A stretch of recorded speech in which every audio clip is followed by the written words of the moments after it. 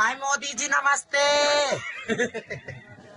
मैं बोल रही हूँ हिजड़ा किन्नर। दोस्तों, भले ही आपने किन्नरों को हजारों बार देखा हो, लेकिन हमारा दावा है कि फिर भी आप इनके बारे में कुछ ज्यादा नहीं जानते। दोस्तों, आज की हमारी इस वीडियो में हम आपको किन्नरों के बारे में कुछ ऐसी ही वास्तविक बातें बताएंगे जो आपने आज से पहले कभी नहीं सुनी होंगी। दोस्तों, ये बातें आपको हैरान तो करेंगी और साथ ही किन्नरों के बारे में सोचने पर मजबूर कर देंगी। तो दोस्तों, चलिए वीडियो को शुरू करते हैं। किन्नर एक ऐसा समाज जो न स्त्री का होता है और न ही पुरुष का, जिन्हें 3 जेंडर का दर्जा प्राप्त है। दोस्तों, सबसे पहले तो बात अगर किन्नरों की जनसंख्या की करें तो भारत में ही लगभग 5 लाख से भी ज्यादा किन्नर मौजूद हैं। दोस्तों, किन्नर समुदाय समाज से अलग ही रहते हैं और इसी कारण आम लोगों में इसके जीवन और रहन सहन को जानने की पड़ी रहती है। ज्योतिष शास्त्रों के अनुसार स्पर्म की अधिकता से लड़का होता है और रक्त की अधिकता से लड़की होती है। अगर वीर्य और रक्त समान हो तो किन्नर संतान होती है। दोस्तों, आपको जानकर हैरानी होगी कि भारत में किन्नरों का इतिहास 4000 साल से भी पुराना है, यानी कि इतने समय से जमीन पर होने के बाद भी उन्हें बराबरी का दर्जा नहीं मिल पाया। किन्नर भले ही हमारे बीच रहते हों, लेकिन फिर भी हम उनसे जुड़े पहलुओं को कभी जान नहीं पाए जो सीधा उनकी जिंदगी से जुड़े हुए हैं। दोस्तों, आप जरा याद करने की कोशिश कीजिए, क्या कभी आपने आम इंसान की तरह किन्नरों की सभी यात्रा को देखा है? तो दोस्तों, आपका जवाब होगा नहीं।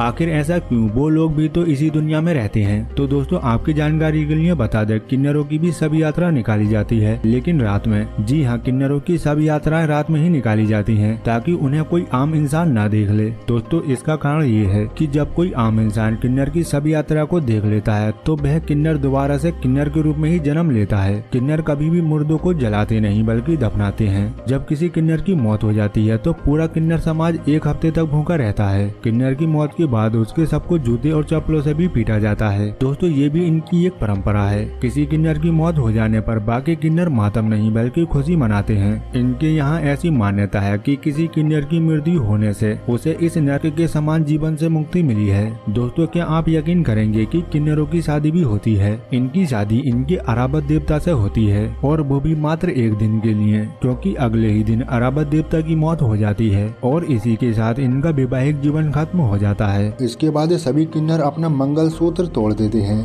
और एक बहुत बड़ा उत्सव मनाया जाता है। तो दोस्तों, ये तो हुई किन्नरों की अजीबोगरीब शादी। लेकिन दोस्तों, हैरानी की बात तो ये है कि आखिर किन्नर ऐसा करते क्यों हैं और क्यों वो अराबत देवता की मूर्ति को तोड़कर खुद को विधवा बना लेते हैं। दोस्तों, इस पूरी मान्यता का जुड़ाव महाभारत काल से है। तो चलिए जानते हैं भगवान अराबत देवता थे कौन। दरअसल मान्यताओं के अनुसार अर्जुन और नागकन्या उल्की से शादी करने के बाद अर्जुन को एक वीर पुत्र हुआ जिसका नाम अराबत रखा गया। मान्यताओं के अनुसार महाभारत युद्ध के दौरान सभी पांडव अपनी जीत के लिए महाकाली की आराधना कर रहे थे और इस पूजा को पूरी करने के लिए किसी राजकुमार की बलि देना जरूरी था, लेकिन इसके लिए कोई भी राजकुमार आगे नहीं आया और न ही कोई पांडव अपने पुत्र की बलि देना चाहता था। तब ऐरावत ने आगे बढ़ते हुए अपने पिता की जीत के लिए अपना बलिदान देने का फैसला किया, लेकिन इससे पहले उन्होंने एक शर्त रखी थी जिसके अनुसार वो अविवाहित नहीं मरना चाहते थे। लेकिन दोस्तों, इस शादी के लिए कोई भी कन्या राजी नहीं थी, जिसका कारण था 1 दिन का होने वाला ये विवाह, क्योंकि अगले ही दिन उसके पति की मौत होनी थी। इसीलिए भगवान कृष्ण ने उनकी आखिरी इच्छा को पूरी करने का फैसला लिया और एक मोहिनी किन्नर का रूप धारण करके उनके पास पहुंच गए और उन्होंने ऐरावत के साथ विवाह किया।